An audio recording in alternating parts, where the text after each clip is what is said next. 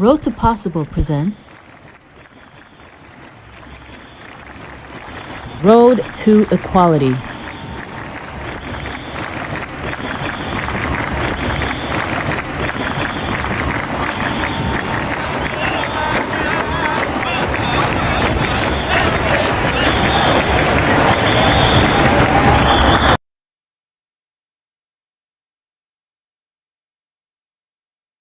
Alright, so we're speaking about equality today, and just, speaking off camera, I feel like, I don't know if I'm going to sound like a cynic, but I don't believe that equality is something that will be easy to achieve or even possible, because everyone views equality through their own lens. Each group of people, if we want to talk about folks from the LGBTQ community, folks who are, people of color, whichever group you identify with and belong to, each and every one of those groups seek equality. So what is the umbrella term? On a broader scale, what does equality look like to us as a humanity versus the individual groups within that? And I think that's a huge challenge for us as people, because we're all living, there's this common thing called life, but we also have individual experiences. And then we have group experiences. Then we have the broader experience. So what is equality? I think equality is something we have to really question on what that looks like for us on a broader scale, but also on an individual level, because I know that it looks different to all of us. It's just like your image of God in your mind, we all view that differently in our mind, the image of what that might look like, and our beliefs. We just have to learn how to define it and maybe start the conversation on defining these concepts that we're all so gung-ho about. So those are my thoughts on equality. I think equality would be a beautiful thing if it was easily achievable. But as we all know, it's not. So what's the next step? I feel that equality is sort of controlled. We have to ask who controls our equality, or the levels of equality. Someone's controlling it. That's why we don't have equality today. We're all seeking something from someone that is controlling our, what does it mean to be equal to another individual? We have privilege, people who are more privileged than others, but what does privilege look like? Anytime we've mentioned the term privilege, we're speaking about folks who are of an affluent background, who live in the hills, who have a big house and money and haven't gone through any struggles. But privilege, growing up in foster care, myself, I was in the house full of boys that went a different direction than I did. And I could look at that as a privilege. Maybe I was strong enough to view my situation through a different lens, or maybe because of how I was raised, I reacted to the things that I went through in a totally different manner than the folks that were in my exact situation, same situation, how they reacted to it.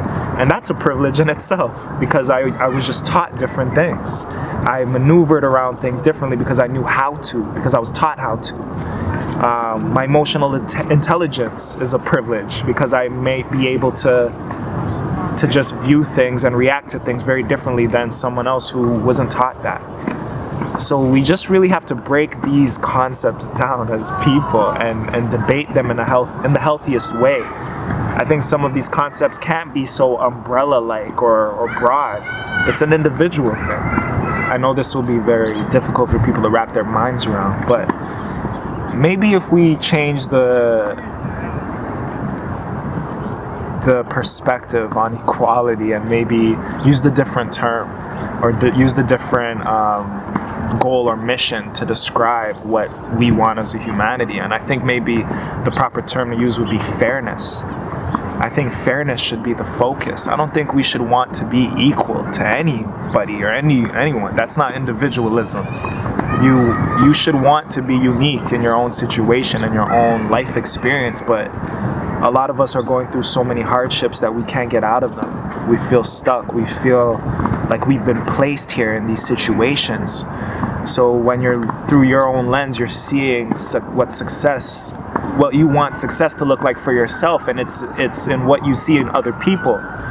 You see a person with a bigger house, you're like, I want that, and it's not equal for me because I live in the projects or I live in the hood, and I've been placed here because I have no choice. So you want to be equal to that. You want to be on an even playing field. And the fact of the matter is, under these structures, we might not see it in our lifetime where things kind of do a full shift. Speaking of these same structures, personally, I find myself a bit conflicted because within the work that I do, without the folks that we set out to serve and support, without them, I probably wouldn't have a position or an opportunity to inspire others or inspire folks to come off the streets and to pursue something else in their lives. When we're in danger, we call the police. We expect them to help us, but in every group, there are bad apples and good apples. And it's really disheartening when you come across, let's say, an officer who has no heart. Like, there's something that I learned recently is like, you just can't teach heart. And some folks have it, some folks don't. They see things through a discriminatory lens, or there's these power dynamics that you can feel. There's an energy you feel when like someone in a uniform walks in a room when you've called them for help. And they're the experts, but it's like they make you feel like you should have never called them in the first place. We should know better. We should have dealt with this ourselves. So these are like things that I deal with on a constant basis, especially being in the field that I work in. Because incidents happen very often within the shelter system. Incidents that the average person shouldn't even be exposed to. And it really deals with it affects your mental. When you're exposed to these things, like, you're dealing with folks that are on a different level of mental illness, and a shelter is definitely not the place for them.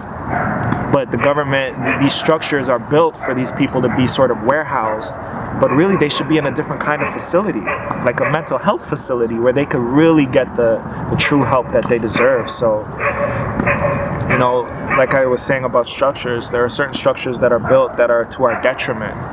But then there are certain structures that we kind of look to support us and support people. So who created the structure for us to need these things as well? Like, we have to question those things. So I do believe in questioning everything, especially when it comes to how we live as a humanity and as a society. The term society, like, we should all just be free, but we're not, right? So we're under these structures that weren't really created by us.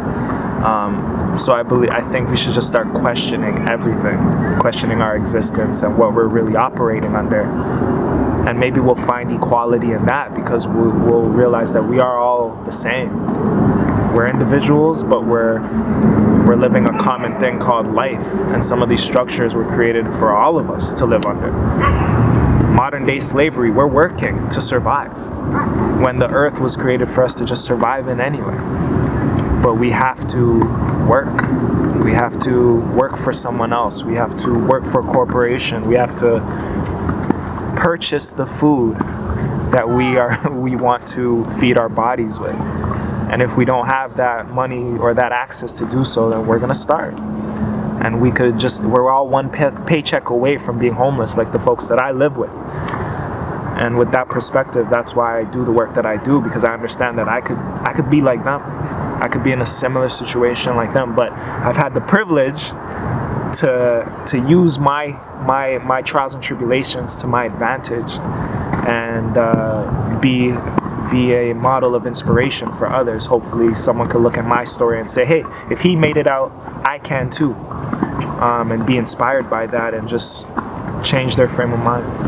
And I hate to bring this up as well, but if you look at other places on this world, on this planet, we have it a bit, especially in North America, we have things a bit easy, And it's not to compare suffering, because you should never do comparative suffering, but it's about perspective. Understanding that you can look at what you have and still do something with it, as opposed to looking at another human being and be like, I want what they have, and wanting to be equal to that. We're not equal. Like, we can't. And that's okay. We got to be okay. We have to be okay with that, and work with what we have and pursue some bigger things for ourselves as people on an individual level. And then you could create a group out of that with a bigger mission and find like-minded people, and just change the way we think, change the way we view things. And I hope to be an agent of that. Hopefully I've ignited something. I don't like to say the word trigger anymore. I hope I've ignited some sort of flame in someone who's going to watch this today, and to just kind of look at things a bit differently. You don't have to change your mind or think like I think, but just think differently and start questioning things and think outside of your box that you've put yourself in, and embrace your individualism. If I leave you with anything today, I would say, going forward, like I said, take some time to yourself. Really reflect on yourself and your beliefs, what you really believe in, what love looks like to you, what respect looks like to you, what freedom looks like to you, what fairness looks like to you. And once you figure those things out and have defined yourself as a living being, and still leaving space for new things to learn and other people's perspectives, find some folks that also kind of mirror what you think and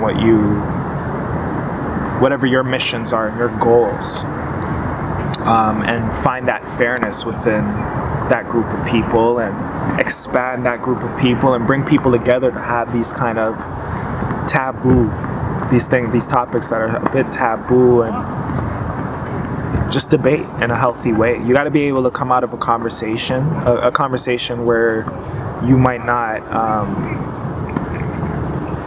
agree with what's being said, and the people that you're speaking with might not agree with what's being said from your end, but you got to be able to come out of those conversations or healthy debates unscathed. And that's what communication is really about, and being open to other people's perspectives and stuff like that, so we all can find the right definition of fairness for all of us, so that we all feel valued and important in this world that we all are living in. I think that should really be our mission as a humanity, to collaborate in finding that out and breaking these concepts down and defining them in our own unique way.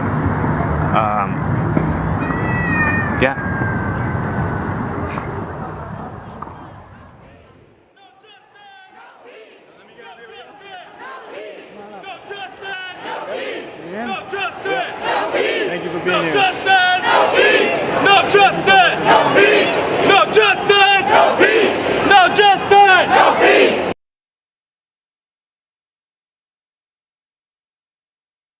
Thanks for watching. I hope you enjoyed the content. Make sure to reach out to us with your comments and feedback.